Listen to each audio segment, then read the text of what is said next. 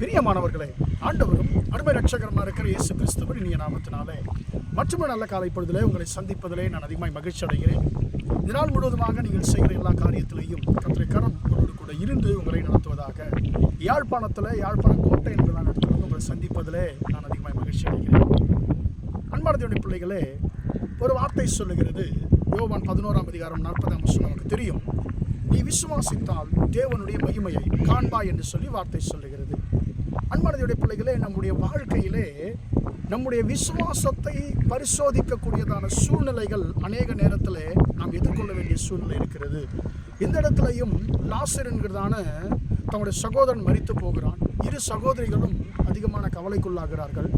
ஆண்டவராகிய இயேசு கிறிஸ்து அவர் வியாதியாக இருக்கும் பொழுதே மரிப்பதற்கு முன்பதாகவே கேள்விப்படுகிறார். ஆனாலும் ஆண்டவராகிய இயேசு கிறிஸ்து தன்னுடைய வருகையை அந்த இடத்துக்கு போவதை ஆண்டவர் தாமதப்படுத்துகிறார். ஏனென்று சொன்னால் வசனம் சொல்லுகிறது, இந்த வியாதி தேவனுடைய மகிமைக்கு ஏதுவாக இருக்கிறது என்று சொல்லி அவர் அறிந்து கொள்ளுகிறார். எனவே அவர் தாமதப்படுத்துகிறார். சில நேரத்தில் கர்த்தர் நம்முடைய வாழ்க்கையிலே அவர் நமக்கு கொடுக்க விரும்புகிறதான ஆசீர்வாதங்களை தாமதப்படுத்துவது உண்டு. அந்த நேரத்தில் நாம் அதிகமாய் குழம்பி விடுகிறோம். ஆனால் கர்த்தர் ஆசீர்வாதத்தை தாமதப்படுத்தும் பொழுது அது நமக்கு நன்மையாக, தேவநாமத்திற்கு மகிமையாக அது முடிகிறது. என்ன நடந்தது? ஆண்டவராகிய இயேசு கிறிஸ்து 4 நாட்கள் கழித்து வந்தார். மரித்து போய் அடக்கம் பண்ணியாச்சு. 4 நாள் ஆயிடுச்சு. இப்போது ஆண்டவர் அந்த கல்லறிடத்திற்கு சொல்லுகிறார். கல்லை எடுத்து போடுங்கன்னு சொல்லும்பொழுது, ஆண்டவரே மரித்து அடக்கம் பண்ணப்பட்டு 4 நாட்கள் ஆயிடுச்சு ஆண்டவரே, இப்பொழுது நாற்றம் எடுக்கும் என்று சொல்லும் பொழுது ஆண்டவர் இந்த வார்த்தையை சொல்லுகிறார், நீ விசுவாசித்தால் தேவனுடைய மகிமையை காண்பாய் என்று சொல்லி மரித்தவனுடைய சகோதரியாகிய மார்த்தாளை பார்த்து கர்த்தர் இந்த வார்த்தை சொல்லுகிறார்.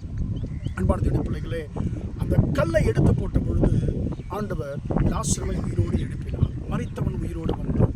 அன்பானதுடைய பிள்ளைகளே, மரித்தவன் உயிரோடு வருவதற்கு காரணம் என்ன கேட்டால், முக்கியமான காரணம் அந்த கல்லை எடுத்து போட்டான். இன்றைக்கு கர்த்தர் அந்த கல் நமக்கு அவிசுவாசத்தின் அடையாளமாக இருக்கிறது. கர்த்தர் சொல்கிறார், உன் வாழ்க்கையில் நான் பெரிய காரியங்களை செய்ய விரும்புகிறேன், ஆனால் உன் வாழ்க்கையில நான் அற்புதங்கள் செய்யாதபடிக்கு தடையாக இருக்கிற அவிசுவாசம் என்றதான கல்லை நீ எடுத்து போடும் பொழுது நான் நிச்சயமாய் உனக்கு நான் மகிமையான காரியங்களை, அற்புதங்களை நான் செய்வேன் என்று சொல்லி கர்த்தர் சொல்லுகிறார். எனவே நம்முடைய வாழ்க்கையில் காணப்படுகிற அவிசுவாசம் என்ற கல்லை நாம் எடுத்து போடுவோமா? ஜெபிப்போம். பிதாவே, நன்றியோடு துதிக்கிறோம், ஸ்தோத்திரிக்கிறோம் ஐயா. இம்மட்டுமாக அந்த வார்த்தைகளை கேட்ட உடைய பிள்ளைகளை நீர் ஆசீர்வதியும் ஆண்டவரே. நீ விசுவாசித்தால் தேவனுடைய மகிமையை காண்பாய் என்ற வார்த்தையின்படி ஆண்டவரே, உம்முடைய பிள்ளைகள் உம்மை விசுவாசியாதபடிக்கு, அற்புதங்களை பெற்றுக்கொள்ள முடியாதபடிக்கு தடையாக இருக்கிற அவிசுவாசம் என்ற கல்லை கற்று எடுத்து போடுவீராக ஆண்டவரே. உம்முடைய பிள்ளைகளுடைய வாழ்க்கையில மகிமையான காரியங்களை செய்யும்.